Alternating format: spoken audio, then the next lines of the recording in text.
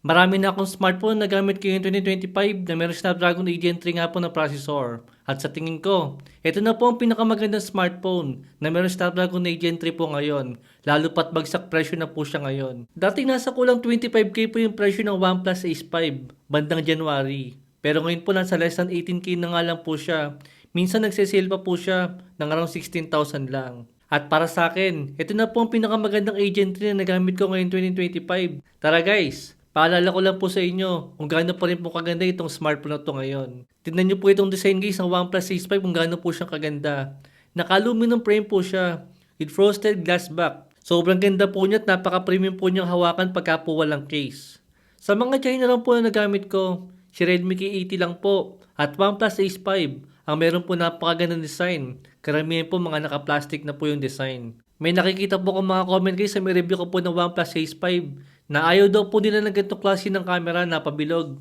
Dahil nga daw po hindi sila nagagandahan. Pero syempre nakadepende na po yun guys sa may preference natin. Pero kung pagka nahawakan nyo nga po yung smartphone na to, doon nyo po siya ma-appreciate. Dahil napaka-premium po ng smartphone na to ngayon guys. Lalo pa dito sa may display niya, grabe po ang display guys ng OnePlus na yan.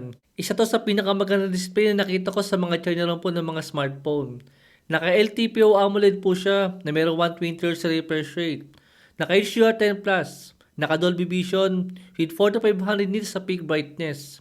Saka crystal shield protection din po yan guys. Ma-appreciate nyo po yung display niya pagka po manonood kayo ng video, pagka po supported po sa HDR. Dahil ibang-iba nga pong regular na AMOLED lang pagka po walang HDR. Compare nga po sa merong HDR10+. Sa battery, naka 6450 mAh nga po siya with 80 watts sa charger. Okay pa rin naman yun guys, yung ganyang klase ng battery, malaki pa rin po yan. Saka matagal din naman po siyang malobat dahil okay din po ang software ni OnePlus. Sa may last review ko po ng OnePlus Ace 5, hindi po ako nagpakita ng gaming test sa kanya. At ngayon nga po guys, papakita ko na po yung gaming test niya dahil nandito po tayo sa may gaming tech tips. Tingnan po natin ang performance ng Snapdragon 8 Gen 3 dito nga po sa may OnePlus Ace 5. Lalo pat nagkaroon na nga rin po siya ng mga software update. Umpisahan ko po dito sa pinakamaliit na game na nasubukan ko. Dito po sa may Mobile Legends. Grabe guys, nakakapagtaka. Malakas pa po makainit ang Mobile Legends ngayon sa mga gaming test nga po na ginagawa natin. Umabot po siya ng 43 degrees Celsius sa 47 minutes nga po na gaming sa kanya. Habang naka-mobile data po yan. Medyo nagtataka po talaga ako dyan guys. Mamaya malalaman niyo po kung bakit. Di ko alam kung ang problema ba dito guys is mismo Mobile Legends na o yung mismong processor nga po natin. Pero feeling ko hindi po yung sa may processor. Dahil ganyan din po yung temperature ng ibang gaming phone nga po na nasubukan natin itong mga nakaraan. Dahil nung sumubok nga po ako na medyo mabigat na game, yung alam ko po mag-iinit. Eto po guys sa may Mir 4, ito po yung naging resulta niya. Umabot lang po siya ng 42 degrees Celsius, halos same lang po ng Mobile Legends. Pero mas mabigat po guys sa Mir 4, dyan po sa may Mobile Legends. Pero sa may temperature po nila, halos dikit lang po sila. Still naka-mobile data pa rin po tayo dyan sa may Mir 4. Ito pa isang mabigat na benchmark stress test guys. Isang oras po yung ginawa ko sa kanya. Pero yung temperature po nakuha ko sa kanya guys, mas malamig na nga rin po. Umabot lang po siya ng 44 degrees Celsius sa may temperature natin sa isang oras nga po na benchmark stress test. Sobrang lamig yan guys para sa isang Snapdragon 8 Gen 3. Lalo nga po kung i-compare po natin sa may Snapdragon 8S Gen 4 na dikit lang po ng performance ng 8 Gen 3. Pero mas painit po si 8S Gen 4. Sa totoo lang guys, itong mga nakaraang week or mga nakaraang buwan, may mga napapansin po ko sa mga smartphone po ng mga China ROM. Ayoko po munang sabihin to. Bala ko po sanang sabihin to guys sa main channel ko. Doon po sa may Gadget Tech Tips. Pero sasabihin ko na po dito po sa may review ng OnePlus Ace 5. Napansin ko po ito guys nung na-review ko po yung Realme Neo 7 Turbo, saka po yung OnePlus Ace 5 Racing Edition. At lalo ko po na-confirm nung nagamit ko po ulit itong si OnePlus Ace 5 ngayon. Napansin ko lang po guys, pagka po flagship processor po yung nakalagay sa isang smartphone, tulad po ng Snapdragon 8 Gen 3, asahan nyo na po, kasama rin po yung display, pati rin po yung camera, pati yung build quality, halos overall po na specs niya, halos flagship level din po. Compare po sa hindi naka-flagship na processor, tulad po ng 8S Gen 4. Ito po guys yung ibig kong sabihin. Meron pong isang smartphone na merong 8S Gen 4 na processor, at meron pong isang smartphone na merong 8 Gen 3 naman na processor. Siyempre alam niyo na po dyan kung alin po ba yung flagship na processor sa mga nabanggit ko. Siyempre yung 8 Gen 3. Dahil yung 8S Gen 4, mas mababa nga po yun sa may 8 Gen 3. Dahil overclock version lang naman po yung processor na yan. Dahil pagka tinignan po natin guys yung overall na specs na merong 8S Gen 4, saka po yung merong 8 Gen 3, doon po tayo makakapansin. Yung overall na specs po ng 8S Gen 4 at ng 8 Gen 3, overall po, mas lamang ang 8 Gen 3 compare sa overall na specs ng smartphone po na merong 8S Gen 4. Alam ko, understood naman yun guys. Syempre, almost flagship na ito. At ito, mid-range nga po yung processor niya. Kaya yung mga ilalagay na mga specs po sa kanya, syempre ile-level lang din po sa kung ano lang po yung nararapat na specs sa kanya. Pero guys, ang ibig ko lang pong sabihin, pag tinignan na po natin yung mga presyo nila, doon na po magkakatalo.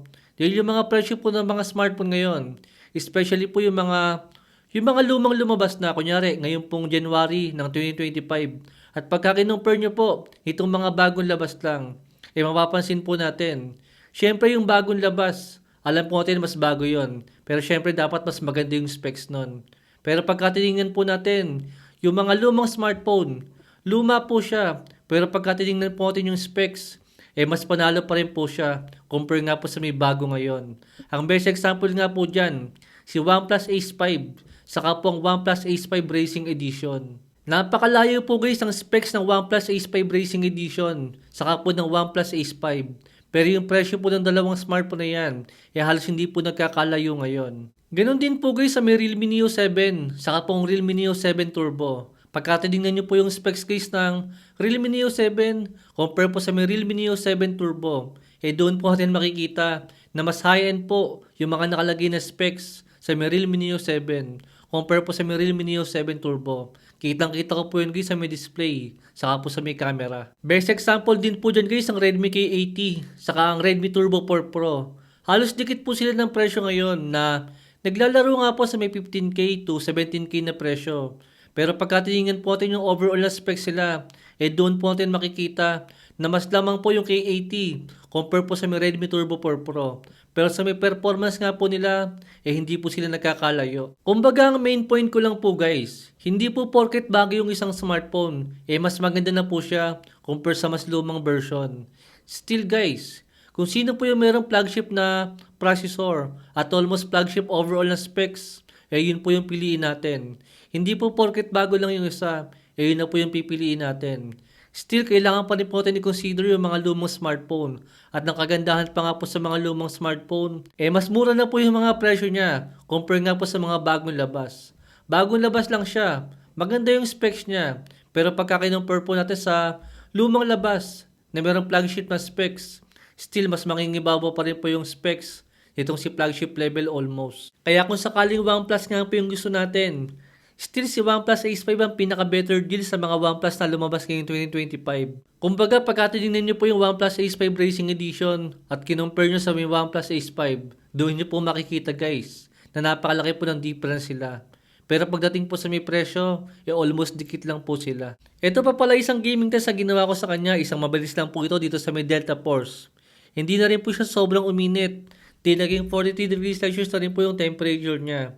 Same lang po ng Mobile Legends guys. Pero mabigat po yan, yung si Delta Force, compare po sa may Mobile Legends. Pero yung temperature po na nakuha ko sa kanya, same lang po sila. Kaya po para sa akin ngayong 2025, si OnePlus Ace 5 na po ang pinakamagandang marerecommend ko sa inyo. Kung Snapdragon 8 Gen 3 nga po yung hinahanap natin ngayon. Dahil sobrang mura na nga rin po ng presyo niya na around 17K na nga lang po pagka nakasale din. Meron po tayo link dyan sa may comment section saka po sa may description. Yun lang po guys, thanks for watching.